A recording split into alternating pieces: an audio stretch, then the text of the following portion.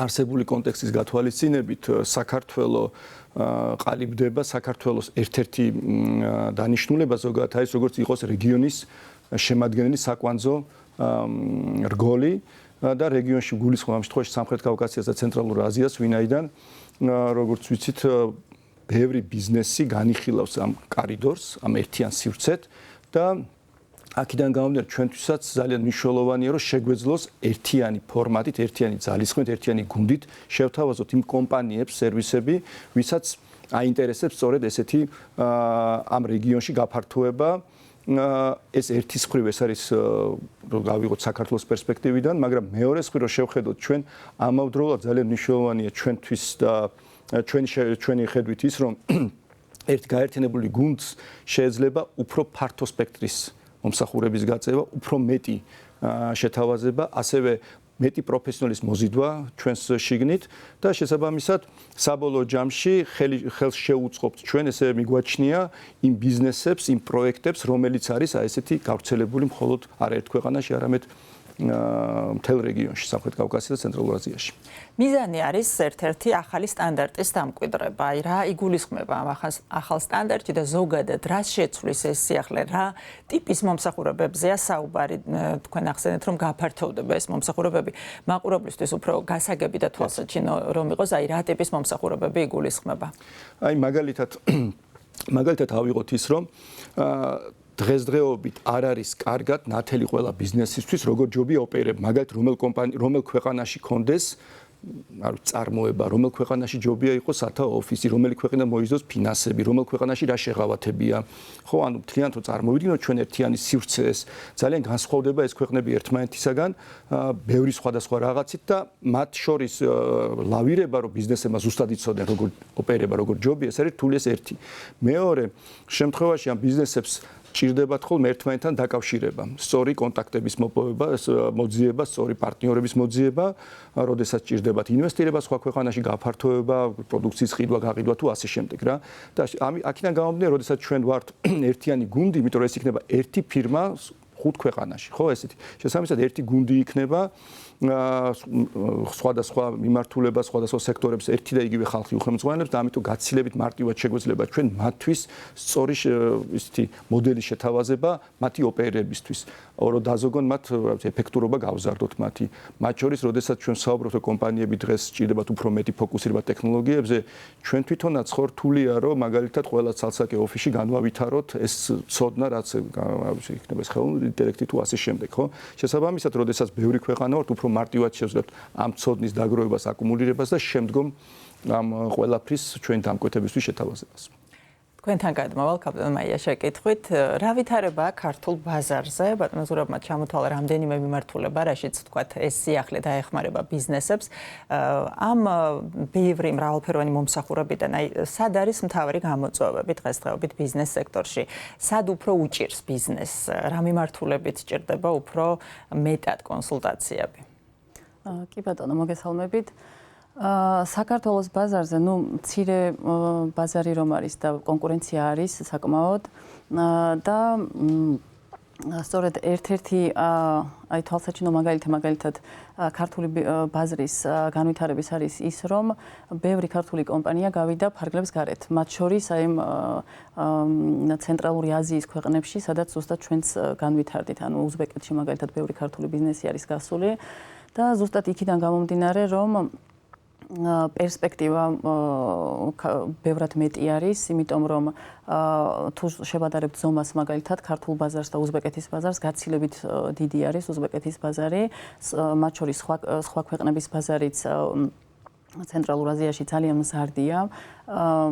განვითარების თვალსაზრისით მაგალითად ქართული ბაზარი ბევრად წინ არის, ეხლა შეიძლება ვთქვათ რომ 10 წლის წინ არის, ვიდრე ცენტრალური აზიის ბაზარი, მაგრამ განვითარების ტემპები ისეთი დიდი არის და ინტერესი ისეთი დიდი არის თუნდაც საერთაშორისო ბაზრების მხრიდან აი ამ ცენტრალურ აზიაზე, რომ ჩვენ ზუსტად იქით გადავწყვეტეთ განვითარება, ასე ვთქვათ.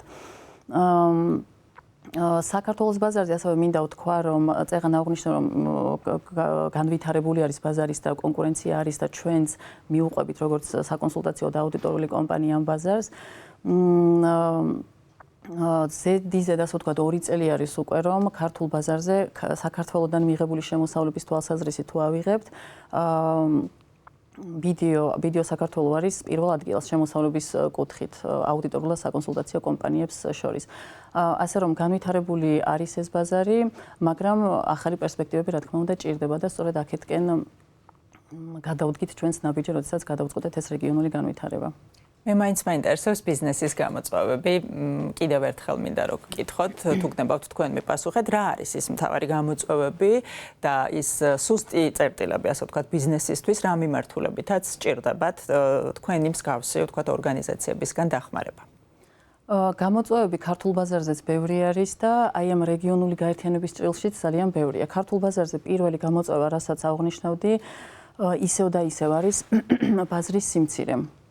იმიტომ რომ მცირე ეკონომიკის ფარგლებში ფაქტობრივად რაც შესაძლებელი არის მაქსიმალურად ბიზნესებიც ვითარდებიან ქვეყნის შიგნით და ნუ ისევ და ისევ მერე გარეთ თუ შესაძლებლობა არის გარეთ გადიან. რაც შეეხება რეგიონულ ჭრილში გამოწვევები აქაც ბევრია, იმიტომ რომ ეს რეგიონი ხა ჩვენ რასაც მოვიცავთ არის კულტურულად ბიზნესის კულტურა ძალიან განსხვავდება. ისევ რომ შევადაროთ მაგალითად მსგავსებაც არის, თუ შევადარებთ საქართველოს და სომხეთის ბაზრებს მაგალითად აქ მეტნაკლებად არის მსგავსება, მაგრამ თუ შევადარებთ მცირე აზიის და საქართველოს და სომხეთის ბაზრებს ძალიან დიდი განსხვავება არის და ესეც გარკვეულწილად გამოწვევა არის. ასევე ქართული ბიზნესებისთვის მაგალითად გამოწვევა არის, როდესაც გადიან უცხო ბაზარი საინტერესოა, რა თქმა უნდა, მაგრამ გამოწვევა არის თუნდაც ისევ ამ კულტურული სხვაობის გამო, ან იმის გამო, რომ იმ ბაზარზე დამხმარე, ასე ვთქვათ, საკონსულტაციო კომპანიები, რომლებიც ოპერირებენ მცირე აზიის ქვეყნებში, მათთან ურთიერთობაც რთული არის, თუ შევადარებთ ქართულ ბაზარზე საკონსულტაციო კომპანიის და თვითონ ბიზნესის ურთიერთობას.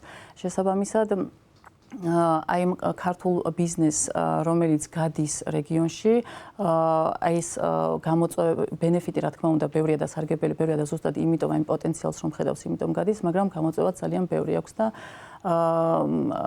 ჩვენი მხარდაჭერა, ასე ვთქვათ, მაგაში გამოიხატება, რომ ერთობლივად გარდა იმისა, რომ ჩვენ ადგილზე გვექნება ესე იგი ლოკალური საკონსულტაციო ფირმები, რომლებსაც შეეძლებათ რომ უფრო კარგად ადგილზე რა განსხვავებები არის ბაზრის თვალსაზრისით, დამკვეთების თვალსაზრისით, რა განსხვავებული რეგულაციები არის ამ ყველაფერზე უფრო დეტალური და მეტი ცოდნა ექნებათ, რა თქმა უნდა, მაგრამ მეორე მხრივ ის ბენეფიტი ექნებათ დამკვეთებს, რომ სათითაოდ ამ ყველა ქვეყანაში, რომელშიც თვითონ არიან განვითარებული, არ მოუწევთ სათითაოდ აი ამ კომპანიებთან ურთიერთობის დაალაგება, რაღაც ინფორმაციის. ეს იქნება ერთგვარი ქსელი.